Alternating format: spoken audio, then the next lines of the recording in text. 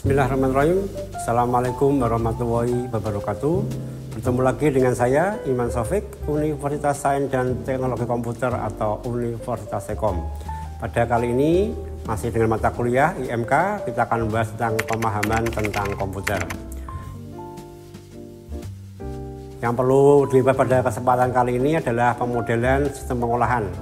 Sistem pengolahan pada manusia dan komputer pada dasarnya masing-masing mempunyai piranti masukan atau yang dikenal dengan input, sistem pengolahan atau proses, dan piranti keluaran yang disebut dengan output.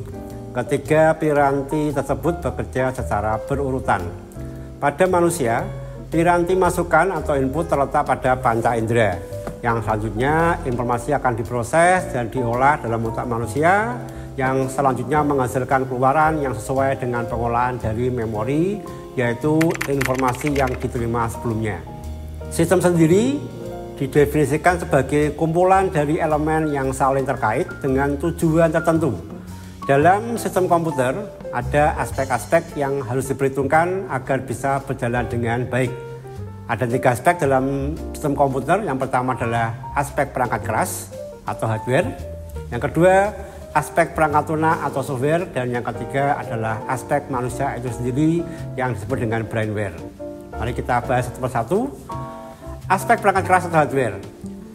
Aspek perangkat keras atau hardware adalah serangkaian unsur yang terdiri dari beberapa perangkat keras komputer yang digunakan untuk membantu proses kerja manusia. Contoh, CPU, monitor, keyboard, hard disk, disk drive, laptop, barcode, dan lain sebagainya. Yang kedua adalah aspek perangkat lunak atau software, yaitu serangkaian unsur yang terdiri dari beberapa perangkat lunak program komputer yang digunakan untuk membantu proses kerja manusia. Contoh, sistem software, application software, paket software. Kita mengenal ada Windows, ada Android, ada iOS, dan sebagainya adalah bagian dari perangkat lunak. Yang ketiga adalah aspek manusia atau brainware, yaitu tenaga pelaksana yang menjalankan serta mengawasi pengoperasian sistem komputer dalam proses pengolahan data untuk menghasilkan suatu informasi yang tepat guna, tepat waktu, dan akurat. Contoh, sistem analis, programmer, operator, ataupun technical support. Ada banyak peralatan dalam sistem komputer.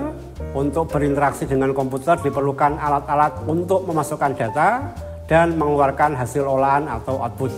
Mari kita bahas. Yang pertama adalah perangkat input. Perangkat input berhubungan dengan proses perekaman dan pemasukan data ke dalam sistem komputer dan memberi perintah ke komputer. Agar dapat berinteraksi dengan sistem komputer secara efektif, pengguna harus mampu mengkomunikasikan keinginannya dengan cara yang dapat dimengerti sistem komputer. Mengendalikan suatu kejadian dalam sistem adalah dengan membantu pengguna untuk menyelesaikan pekerjaannya dengan aman, efektif, efisien, dan jika mungkin menyenangkan. Pemilihan piranti input harus memberi kontribusi positif terhadap penggunaan sistem. Secara umum, piranti yang paling tepat untuk memenuhi salah satu faktor berikut. Ada faktor psikologis pengguna, usia pengguna yang tidak dibatasi, familiar, dan pengalaman. Misalnya, tugas menggambar membutuhkan piranti input yang dapat melakukan gerakan secara kontinu. Piranti tadi diantaranya adalah piranti masukan atau keyboard, yaitu tombol pada papan ketik.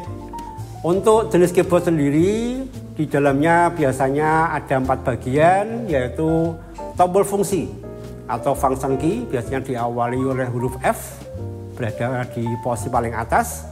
Kemudian ada tombol alfanumerik, di tombol huruf dan angka.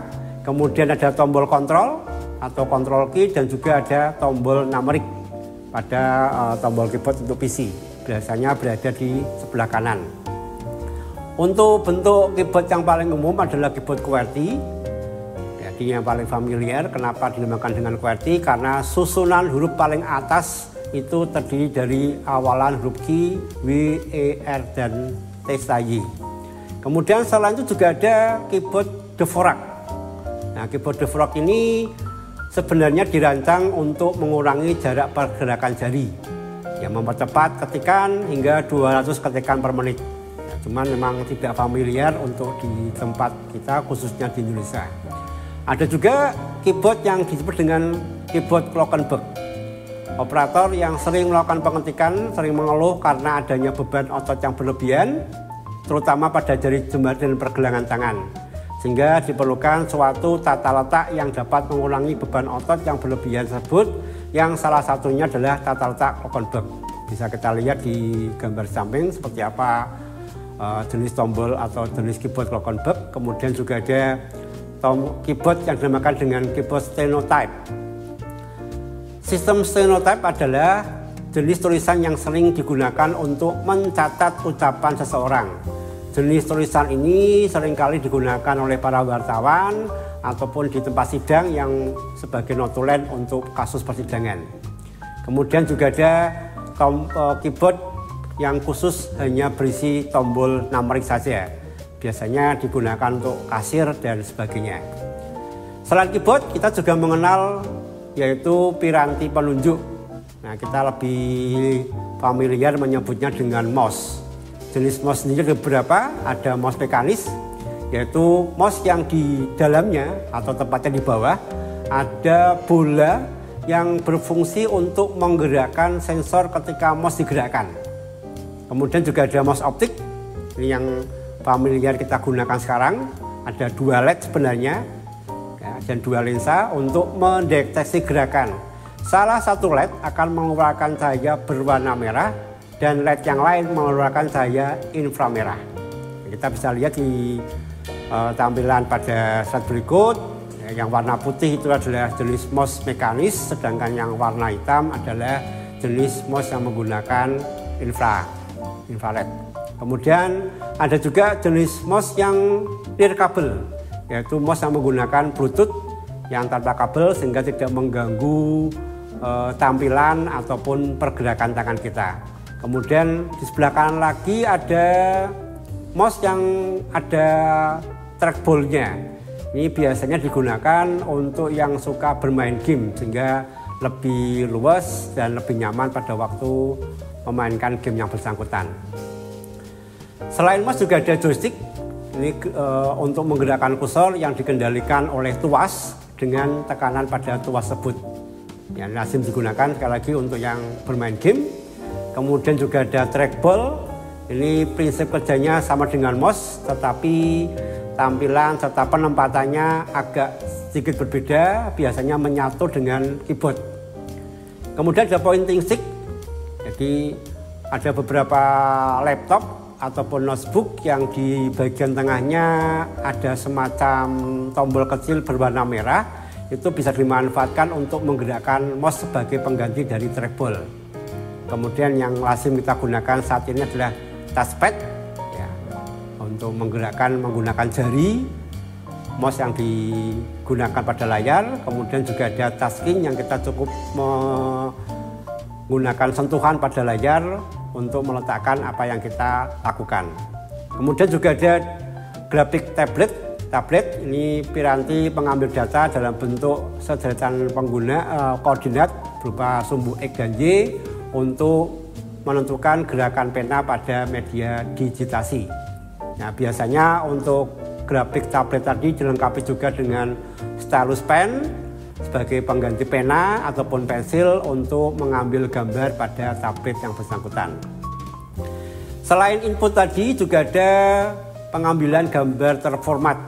Ini digunakan untuk mengambil citra terformat. Bentuk formatnya tentu saja sudah ditentukan. Ada beberapa kategori untuk piranti ini. Yang pertama adalah barcode reader. Ini menggunakan pola garis hitam putih yang sering kita jumpai pada barang-barang yang dijual di toko swalayan. Kemudian juga ada magnetic ink character recognition, digunakan untuk membaca karakter khusus yang dicetak dengan tinta khusus pula. Karakter yang telah dicetak dengan tinta dimagnetisasi oleh piranti MICR sehingga dapat dibaca dan diterjemahkan menjadi sinyal digital. Kemudian juga ada optical mark recognition. Ini piranti yang digunakan untuk membaca tulisan pensil. Mungkin teman-teman pernah menggunakan saat ujian, menggunakan kertas, kemudian harus kita orek-orek atau kita diberi ketebalan tertentu untuk bisa membaca tadi. Kemudian juga ada Optical Character Recognition atau OCR, ini piranti yang dapat membaca teks dengan mengkonversikan ke dalam kode digital, dapat mengubah teks menjadi suara, merekam naskah dan sebagainya. Dan yang sekarang populer adalah penggunaan kode QR atau QR Code, adalah bentuk evolusi atau perubahan atau adaptasi dari barcode yang tadinya hanya satu dimensi menjadi dua dimensi. Caranya juga cukup mudah, cukup dengan cara difoto atau di-scan melalui kamera smartphone. Kemudian juga ada pengambilan gambar yang tak terformat. Ini dipergunakan untuk mengambil gambar. Kategori piranti ini adalah ada image scanner yang dapat mengambil masukan data baik berupa gambar, foto, bahkan juga bisa tulisan tangan. Kemudian juga ada kamera digital. Kamera digital ini mengubah citra optik ke sebuah replika film atau elektronis menggunakan lensa untuk membuat citra dari sebuah objek. Kemudian juga ada pembaca retina mata atau eye tracking, berfungsi untuk membaca retina mata dengan menghasilkan identitas retina mata. Kemudian juga ada yang berbasis pada gerakan. Piranti-piranti yang tersebut berikut ini adalah dengan cara memantau gerakan manusia yang banyak dimanfaatkan pada teknologi VR atau virtual reality. Di antaranya ada VR headset. Ya, tentunya teman-teman kalau yang sering bermain dengan game atau ingin menampilkan dalam hal 3 dimensi, piranti ini dipasang di kepala, menutup mata sebagaimana kacamata, kemudian bisa menangkap dan merasakan sensasi bagaimana gambar yang tampil pada VR headset tadi. Kemudian juga ada motion capture suite.